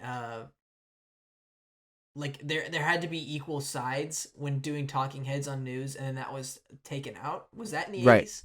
I think so, because during that time in the 1980s, the cable news had just come around, because they had just developed CNN, and even then, like, it wasn't like super opinionated like it is now. Like, yes, they had their shows, but it wasn't like that. But then as soon as like Fox News came about, there was like this push, to both. So I think, yeah, you hit the nail on the head. Yeah, around that time. It's just interesting to see like that even something like the news was being treated like this in the 80s, in a time full of everything somehow needed to be sold to some people some way, even the news, and that sounds like this movie sort of like deals with like how reporters and stuff had to break ethics to do that, and that's certainly interesting to me as someone who's like dealt in journalism, stuff like that. So I want to check this movie out. Hell yeah. What do you guys think, Chris, Joey? Yeah. I mean, like, Brandon, based on like your pitch, like I've never even so much as heard about this movie. And like, you know how like when we began talking about this stack, like we were talking about how like there's kind of this idea of like what the 80s is like, you know what I mean? Like there's this kind of like energy to it that you would imagine. But at the same time, 80s was also a very like a time where like there was a lot of like major events going on. Plus on top of that, like it's a diverse time. There was a lot going on in the 80s, and like so it is kind of hard to confine the 80s into the singular idea of what it was. And on top of that, like there's different countries, different subcultures within each country. So it's really hard because like the 80s and any other decade means a lot to a different people and means very different things to a lot of different people. So it is cool to kind of like hear like this like kind of perspective on it, and like this how would you describe like this style of this film? Like does it kind of honor that, or is it kind of a little bit less I think 80s? it capitalizes on like the globalization of the 1980s, how the world is becoming more connected. I think globalization is one of the most underrated periods of not just American history, world history, just because of how complex society started to view each other. Because before, everything was based on the foundation of books and word of mouth, right? What you hear from other people about these other places. Right. But the 80s, it was like this idea that with color television, with the internet coming around and such, it is like this jumping off point for a lot of people. It's very accessible. And it focuses a lot on media. I think mass media during this time, you look at the movies that came out during the 80s and 70s, those were the golden era of cinema, according to a lot of people of our generation who are like film scholars. Yeah. They used to talk about the 40s and 50s like that, but now it's like the 70s and 80s are that era. And I think it captures the 80s obsession with media very well because it is a late 80s film, but also it has that experience of 6 years or 7 years of cable news. So I think you nail it on the head, Chris. It does kind of capture that. Mm-hmm. Joey, what do you think? Yeah, I haven't seen this one, but I am familiar with James L. Brooks as a writer and producer. So I have seen some of his films, and I'm a sucker for a good journalism film. Like if I don't know what it is, but like I love movies about the news and about journalism. So it sounds like something I'd really enjoy, and it has Albert Brooks in it, and I'm a huge fan of Albert Brooks. He's like an actor, writer, director that I've recently started, knowing more outside of just the dad from Finding Nemo. So this definitely is a movie I would want to. It sounds like a nice like night in kind of movie. You kind of just like you kind of snuggle up and it's like you put it on. So I'm definitely gonna have to check this one out soon. It sounds really interesting, and it also sounds like a cool little snapshot of what the perception of media was at the time period, which is great for like an 80s movie. It really it feels like kind of like a good way to look back, see where it was then and where it is now, and it's something to really reflect on because media basically controls society. So should be a really interesting watch. I'm excited to check it out. Definitely. All right, Chris. Woo. Let's wrap this up with your last 80s pick. All right. Well, go with me on this, okay? This is gonna sound like a bit of an ambitious choice. I think this might be more ambitious of a choice than your anime My film. anime? Yeah. Oh, It's a 90s film. It's a 70s film. It's not even an 80s. Damn. It's a 2015 film. What? Hold on. Go with me on this. It is a movie directed. Okay, before I introduce it, Joey, you introduced me to this film because you sent me the soundtrack for this movie. What the fuck? It is a 2015 film directed by David Sandberg. It's Kung Woohoo! Fury. Yes. The perfect encapsulation of the 1980s. It's a nostalgic pick for me. It's a film that goes back to the 1980s, transports you back to the 1980s, which is why I picked it. I know that's probably this is screwing with your thoughts, Ethan. But I think this deserves it. I think this deserves it because you know how like there is kind of like this weird like 1980s craze that's been going on lately. Like everyone's really nostalgic for that time period. Mm-hmm. I thought I would go with this one because I think what Kung Fury does really well is it articulates that aesthetic and auditory memory that I think a lot of people attribute with America in the 1980s. That kind of groovy, techno-funky style and the kind of like poppy costumes and just like the kind of like hyperactive action style that this movie has. Like it's really a lot of fun. And I was thinking about like what other movies really represent that aesthetic to me, and it's like what come to mind are like Akira and like even like Ready Player One as well. And yeah, so I really like I was hesitant to pick this because I knew it would get this kind of a reaction. But at the same time, I couldn't deny it to myself that like when I think 80s now, I think about this movie. Very ironically. But also because it is a love letter to the 1980s. And it is a short film. I'll give it that. But it is being remade with a full a full feature script and everything. Isn't there like a really famous actor attached Michael to it? Fassbender. Arnold Schwarzenegger's in it. Oh, him too? Hell Yeah, they got Schwarzenegger. Yeah. So they've been working on this one for a while. It's in development hell. Oh, No, it's not. They filmed it. They finished production, but the problem is the distribution. Like they're getting sued by whoever's distributing it because like some rights issues or something. Interesting. Yeah. Huh. But yeah, I haven't even released like a still or a trailer or anything. I'm That's absolutely crazy. gobsmacked by this choice. Yeah. Gobsmacked. I think you're right in that it encapsulates this 80s sensibility. I sense a butt coming. Yeah. But it's not an 80s film, you know? No, okay. It didn't come out in the 80s. Let me jump in here for a second before you continue.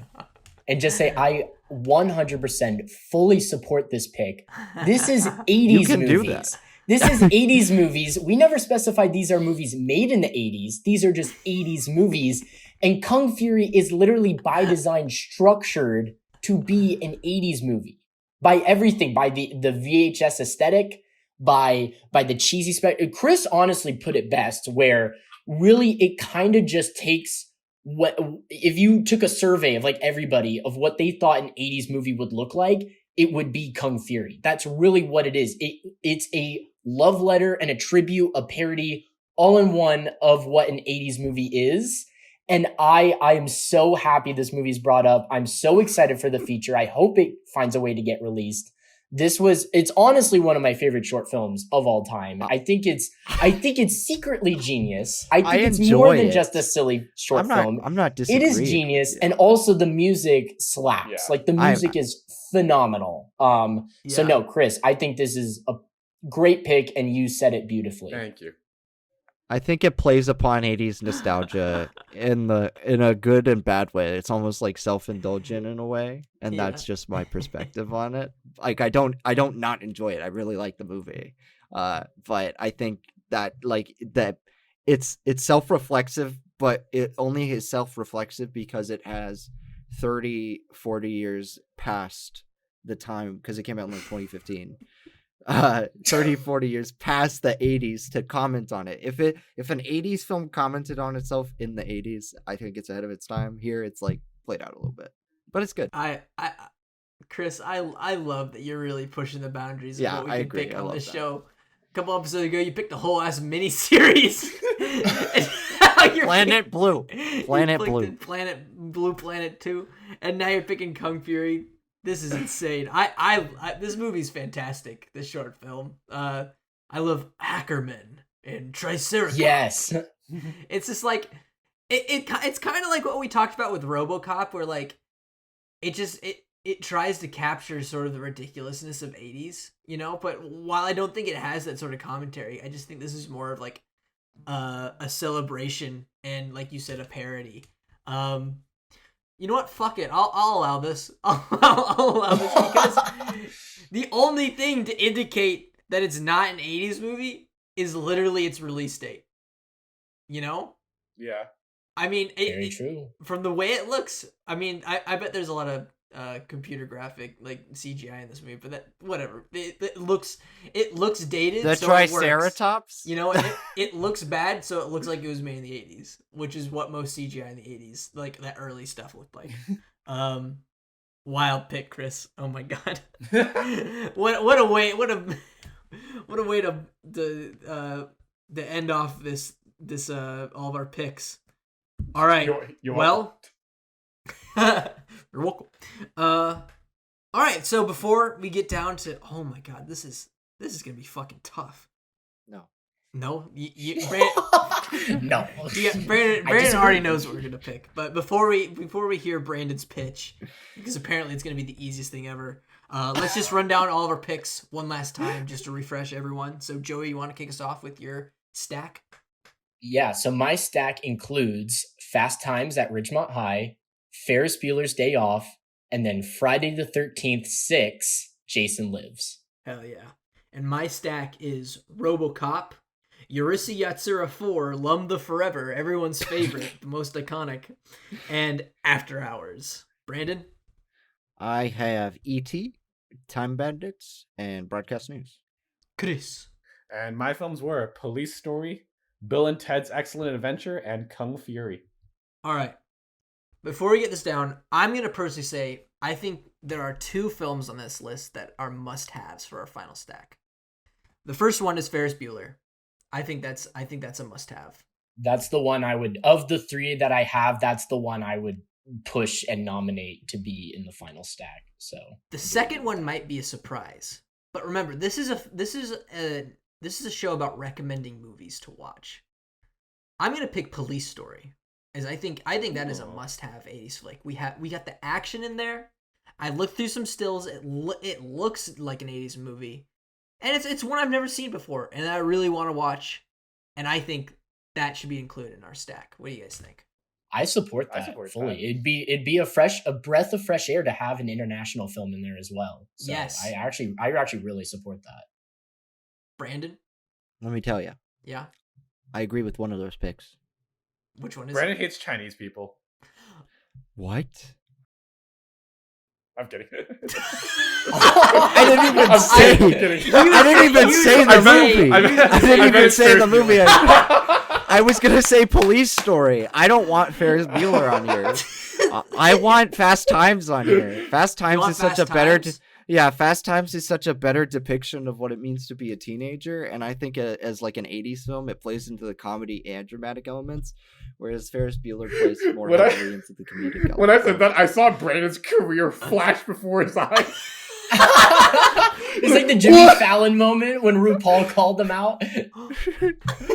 It's like when we were watching Big Fat Liar, they said a bad word, and we were like, Yeah.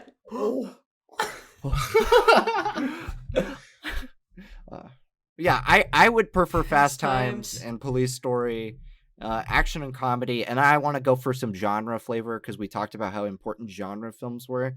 I think we go with something like E.T. It's simple, it's classic. I was thinking that too. I think we need E.T. on this list. E.T.'s too. It literally is. If you had like faces of the 80s, E.T. would be on there. So it's hard to exclude E.T. from this list. Absolutely. Well, then it comes down to Fast Times and Ferris Bueller. Honestly, I mean, I know I've seen Brandon, Fast Times. You're in this. Don't you want to be in a movie that's in our final stack? No. No? I thought you wanted that recognition that it's your movie, that you want the royalties, man. Listen, fellas. Listen. He was in Born to be Wild. We should have chosen that movie. Hey. Monkey. We're going to do 8 movies eventually. That movie is going to be on that stack. Here's my thinking. I think John Hughes is like quintessential 80s, right? Mm-hmm. Like he's terrific for that time. But I would have like gone with like a Breakfast Club or 16 Candles because they're coming of age. And this is coming of age as well, but I think coming of age is done better in Fast Times. And I can understand people preferring Ferris Bueller because like it's the film that most people from today have probably seen from the 80s, but I would prefer it. But I know it's a show about arguing your point. And if you guys feel like Ferris Bueller belongs here, vote and argue it. Vote. So in conclusion, Pokemon, Chris, go to the polls. Pokemon, go. Chris, your Pokemon going to the polls. What are you gonna vote for? What's your say? I'm trying to like looking at this list as a whole. Like, okay, so we have what do we have? We've got Police Story, E.T. Police Story. I think we're all. And now we're jumping between Ferris Bueller, comedy and, genre, Fast Times. and Fast Times. So, that's tough.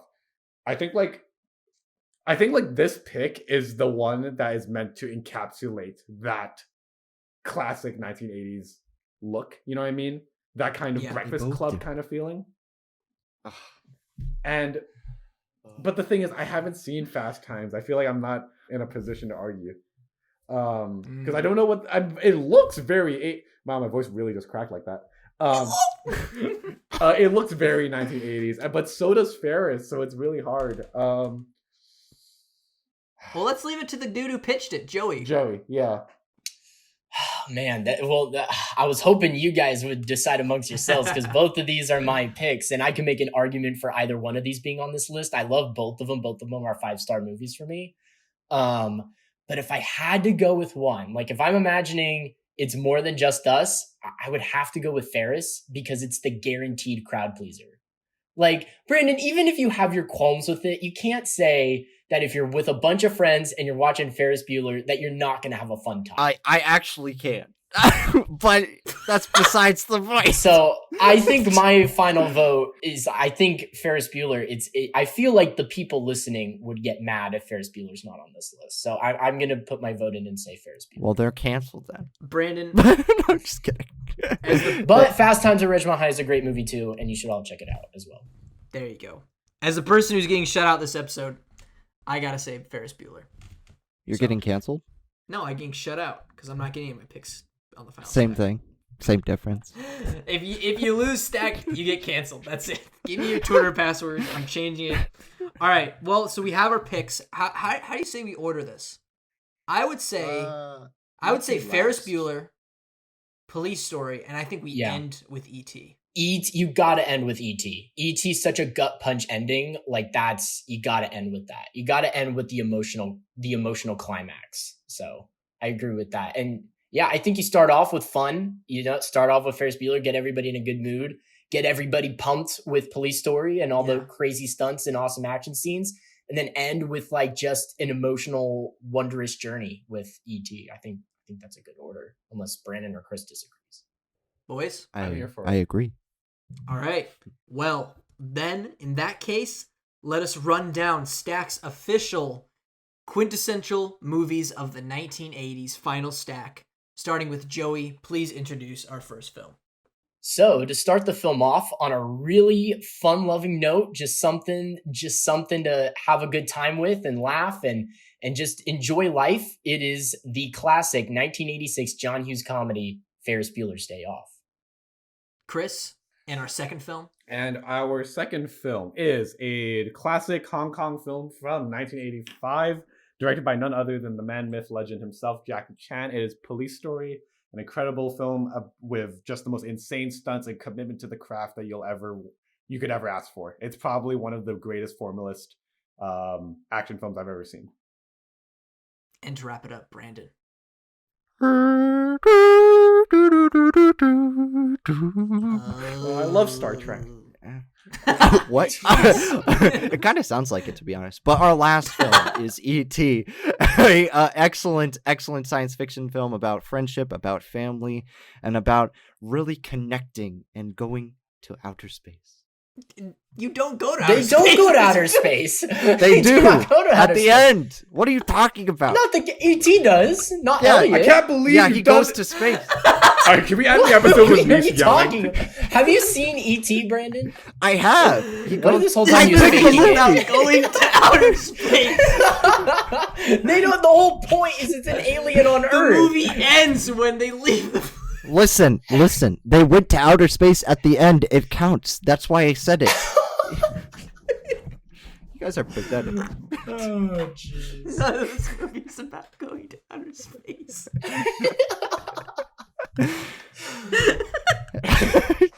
Ethan, All right, would you be down to actually just end the podcast right as I say the word, right as I scream in the middle of that? Sure. No, we can't do that because we gotta wrap it up and do stuff. All right. And that's our stack, everyone. I'd like to thank Joey Jordan for coming back onto the podcast. Woo! He's always a blast to have on here, and we had some fantastic discussion discussing these fantastic 80 movies. Joey, has anything changed that you want to shout out these days, or should I just plug the old letterbox and Twitter? Honestly, plug that letterbox and we're good to go. Thanks, everybody. It's been a pleasure. Alrighty, and we'll catch you all on the next time. On the next episode of Stacked, fellas. Let's go to outer space, shall we? They go to outer space in E.T. at the end. You guys gotta believe me.